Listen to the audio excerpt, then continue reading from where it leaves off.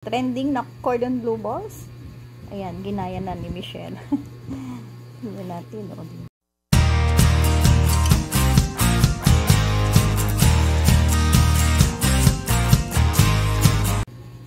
Ayan guys, mahulaan nyo kaya kung ano yung niluto ko. Masarap na pang ulam. Pero rin papakin. Made of chicken, ham and cheese. Ayan, alam nyo na ba? Kung ano?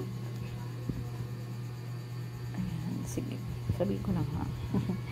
Meet my chicken cordon bleu.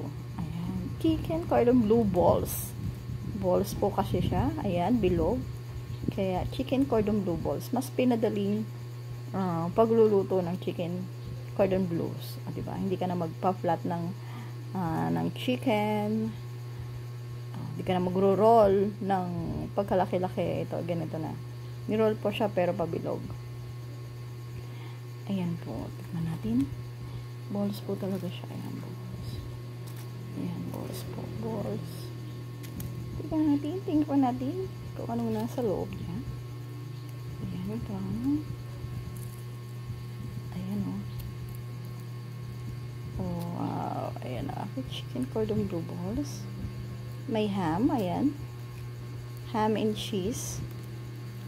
Sa loob. Ayan o. Ayan yung cheese. See? Ayan yung cheese. Ayan, may cheese siya sa loob. O, diba? Ay, sarap siya.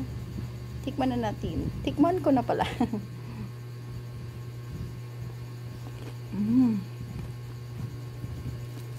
Sarap.